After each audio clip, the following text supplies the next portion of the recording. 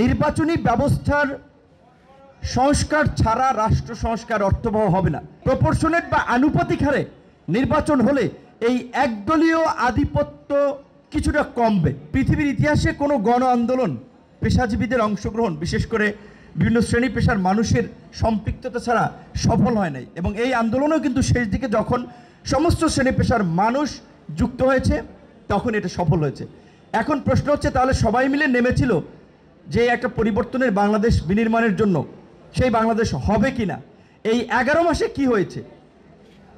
এটা ঠিক যে একদিকে আমরা একটা বড় ধাক্কা বা হতাশার জায়গা আছে, কারণ আমাদের যে বর্তমান সরকার প্রধান, হেড অফ দ্য গভর্নমেন্ট, তার যে বিশ্বব্যাপী একটা খ্যাতি পরিচিতি, আমরা ভেবেছিলাম আসলে এরকম একটা সরকার প্রধান আমাদেরকে অনন্য উচ্চতায় আমাদের দেশ এবং রাষ্ট্রকে নিয়ে যাবে। ওই তুলনায় আমরা খুব বেশি পরিবর্তন দেখি নাই। আমি ঐক্যমত্য কমিশনে যাই, সেখানে সরকার এবং রাষ্ট্র ব্যবস্থার বেশ কিছু পরিবর্তন নিয়ে আলোচনা হচ্ছে, কিন্তু জানি না নির্বাচনী ব্যবস্থাটার পরিবর্তন হবে কিনা। কিন্তু আমি মনে করি নির্বাচনী ব্যবস্থার সংস্কার ছাড়া রাষ্ট্র সংস্কার অর্থবহ হবে না। নির্বাচনী ব্যবস্থার সংস্কারটা কি? আমরা বলছিলাম যে বাংলাদেশে দেখা যায় 91-এ বিএনপি সরকার গঠন করেছে 31% ভোট পেয়ে, তার নিকটবর্তী প্রতিদ্বন্দ্বী দল ছিল আওয়ামী লীগ, 30% ভোট পেয়েছে। 2001 সালে বিএনপি 41% ভোট পেয়ে সরকার গঠন করেছে, এবং তার নিকটবর্তী দল আওয়ামী লীগ সম্ভবত 40-এর কাছাকাছি ভোট পেয়েছিল। তাহলে দেখা গেছে 2-1%, 1.5%, 0.5% ভোটের ডিফারেন্সে একজনের সরকার গঠন করছে, এবং তার পুরো শাসনকালে বিরোধী দলের বিরোধী মতের ভয়েসের কোনো গুরুত্ব থাকে না। যেই কারণে আমরা বলেছিলাম যে সংসদে যেন সকল দলের একটা প্রতিনিধিত্ব থাকে এবং একটা কার্যকর ভারসাম্যপূর্ণ সংসদ যেন হয়, সেজন্য প্রপোর্শনেট বা আনুপাতিক হারে নির্বাচন হলে এই একদলীয় আধিপত্য কিছুটা কমবে।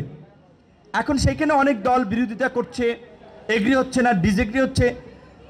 তো সেই ক্ষেত্রে আমাদের প্রস্তাব ছিল পুরো ইলেকশন বা নির্বাচনী প্রক্রিয়া প্রপোর্শনেট না হলেও অর্ধেক আমরা প্রপোর্শনেটে যেতে পারি, কিংবা এখন যে বাই ক্যামেরাল পার্লামেন্ট বা দ্বিকক্ষ বিশিষ্ট পার্লামেন্টের আলোচনা হচ্ছে, সেইখানে আমরা উচ্চ কক্ষে আমরা রাজনৈতিক দলগুলোর প্রাপ্ত ভোটের অনুপাতে প্রতিনিধিত্ব আমরা নিশ্চিত করতে পারি। তাহলে হচ্ছে কি, এই আপার হাউসে বিভিন্ন শ্রেণী পেশার মানুষের একটা প্রতিনিধিত্ব থাকবে এবং পার্লামেন্টে একটা ভারসাম্য থাকবে।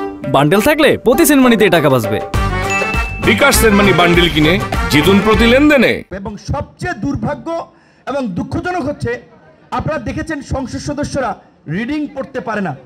এইরকম সংসদ সদস্য দেখেছেন না? আমি আমতা করতেছি, মানে রিডিংটা পড়তে পারতেছে না। তো সংসদ সদস্য, পার্লামেন্ট মানে তো ল মেকার, তাদের যদি এই দুর্গতি হয়, দেশের কোন গতি হবে? যেই কারণে আমরা বলছিলাম যে কিছু কোয়ালিফাইড পার্লামেন্টারিয়ান তৈরি করার জন্য হলেও বাংলাদেশের মতো থার্ড ওয়ার্ল্ডে এই আপার হাউসের ধারণাটা আমাদেরকে একটা অনন্য উচ্চতায় ভবিষ্যতে নিতে পারবে। তো এখন সেখানে প্রধান দু একটি দল সহ অনেকে এগ্রি করতেছে না, সেই কারণে সেটা হয় কিনা আমরা জানি না। তো এই কারণে আমি বলছি যে যদি নির্বাচনী ব্যবস্থার সংস্কার না হয়, রাষ্ট্র সংস্কার কার্যত অর্থবহ হবে না।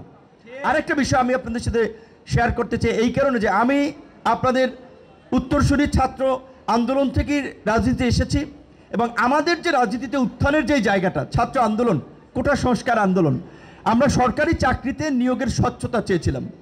সরকারি চাকরিতে আমরা একটা ট্রান্সপারেন্ট ওয়েতে নিয়োগ চেয়েছিলাম। তো সেই কারণে আমরা এই জাতীয় ঐক্যমত্যের কমিশনে সাংবিধানিক ও সংবিধিবদ্ধ প্রতিষ্ঠানের নিয়োগ, বিশেষ কিছু প্রতিষ্ঠানের নিয়োগ, যেখানে সরকারি দল, বিরোধী দল, এরকম একটা মিক্স আপনার টিম থাকবে, যে যারা এই কমিশনে নিয়োগগুলো নিশ্চিত করবে। তার মধ্যে একটা ছিল পিএসসি বা সরকারি কর্ম কমিশন। এখন ধরুন অনেক দল এখানে চাবে না যে পিএসসির নিয়োগটা নিউট্রাল কিছু ব্যক্তিদের সমন্বয় হয়, কারণ তাহলে অনেকে চিন্তা করতেছে যে আমরা তো আপকামিং পাওয়ার পার্টি, তাহলে আমাদের তো পিএসসিতে লোক থাকতে হবে, আমাদের ছেলেপেলেদেরকে কিছু চাকরিতে এম্পাওয়ার করতে হবে। তাহলে যেই বৈষম্যের বিরুদ্ধে আন্দোলন করলাম 18 সালে, 24-এ, এবং ওই বৈষম্যকে কেন্দ্র করেই একটা 1.5 দশকের রেজিমের পতন হয়ে গেল। আবার যদি আমরা সেই সিস্টেমকে জিয়ে রাখতে চাই, তো এর মধ্যে দিয়ে তো একটা প্রমাণিত যে আমরা তরুণদের কথা বলছি, বৈষম্য নিরসনের কথা বলছি, কিন্তু কার্যত মনে মনে আমরা তাদের সাথে প্রতারণা করছি। আমরা একটা গণতান্ত্রিক নতুন বাংলাদেশ বিনির্মাণের কথা বলছি, মানে ওই যেটা বলে আর কি, মুখে শেখ ফরিদ বগলে ঈদ, ওই রকমের মুখে গণতন্ত্র সংস্কারের কথা বলছি, অন্তরে স্বৈরতন্ত্র কর্তৃত্ববাদ ধারণ করে।